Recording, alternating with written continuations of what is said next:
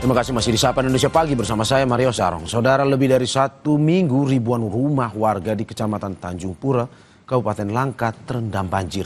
Minimnya bantuan membuat warga bertahan di posko darurat yang mereka dirikan sendiri. Air banjir merendam rumah warga dengan ketinggian 50 hingga 160 cm.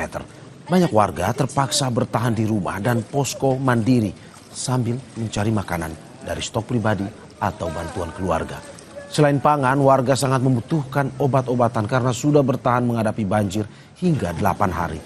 Pemkab Langkat mencatat hingga 2 Desember 2025 sebanyak 437.480 jiwa terdampak, 19.434 yang mengungsi dan 11 orang meninggal dunia. Banjir saat ini meluas hingga 16 kecamatan. Untuk obat-obat sendiri sejauh ini bagaimana? Belum ada, Pak. Belum ada. Dari hari pertama sampai hari ke-8? Iya, belum ada, Pak. Belum ada. Untuk makanan tadi, Pak? Makanan tadi ya sistemnya kami, Pak, ya bertahan aja lah, Pak. Bertahan hidup sampai apa yang ada stok kami. Mungkin ada bantuan kami terima, kalaupun dapat. Kalaupun nggak dapat ya sudah. Nggak ada pakai posko, kita di teras-teras jalan-jalan aja gitu aja. Tergeletak gitu aja. Iya, nggak ada buat posko. Nggak ada buat posko di situ, nggak ada bantuan posko di situ, Pak. Iya, nggak dari orang itu sebagian ada persediaan yang masih ada kan. Persediaan masih ada itu kan, mengharapkan itu aja. Di Kabupaten Aceh Tengah, saudara, sejumlah bangunan rata dengan tanah. Bupati Aceh Tengah bilang, hingga saat ini masih ada 97 desa yang masih terisolasi. Untuk kebutuhan BBM sudah minim, kebutuhan beras pun hanya bisa bertahan 2 hari ke depan. Bupati Aceh Tengah mendorong pemerintah pusat segera menetapkan status bencana nasional. Terisolir itu ada 97 desa yang hari ini belum terjangkau. Kalau untuk beras mungkin tidak ada lagi, tinggal hanya hari ini dan besok.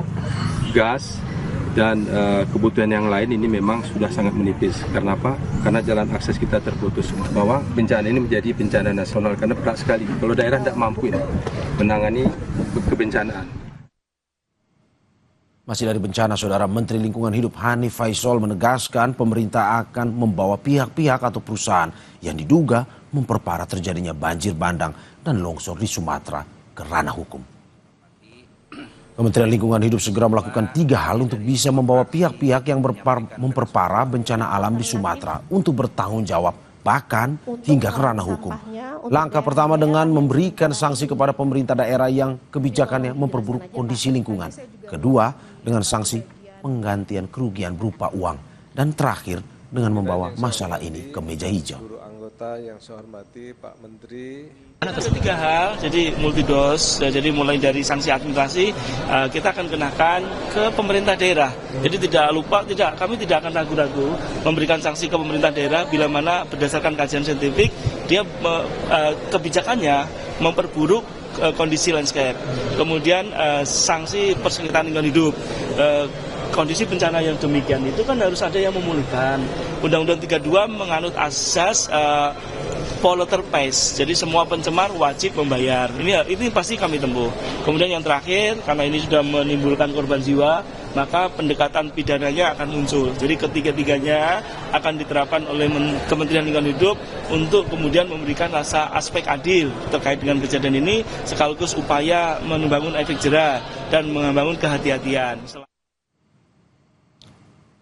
Kapolri Jenderal Listio Sigit memastikan akan menyelidiki dugaan pelanggaran terkait temuan kayu gelondongan yang terbawa saat banjir dan longsor di Sumatera.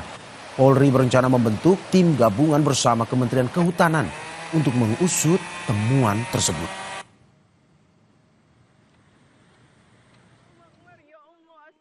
Terkait dengan masalah temuan kayu gelondong yang sudah terkelupas, kami secara lisan sudah berkoordinasi dengan Menteri Kehutanan dan besok kami akan melaksanakan rapat bersama untuk menurunkan tim gabungan untuk melakukan proses penyelidikan pendalaman terkait dengan peristiwa yang terjadi. Tentunya apabila ada pelanggaran hukum kita akan proses.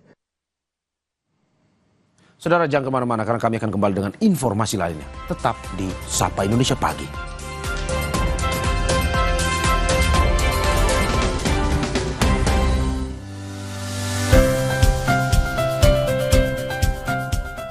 PLN UIP Sulawesi melaksanakan penanaman pohon di hutan Hulawa sebagai wujud komitmen PLN untuk rakyat dalam menghidupkan kembali lahan tidur. Dengan dukungan pemerintah dan masyarakat, kegiatan ini diharapkan mampu menjaga ekosistem dan memberi manfaat ekonomi bagi warga. Karena setiap bibit yang tumbuh membawa harapan bagi lingkungan yang lebih hijau.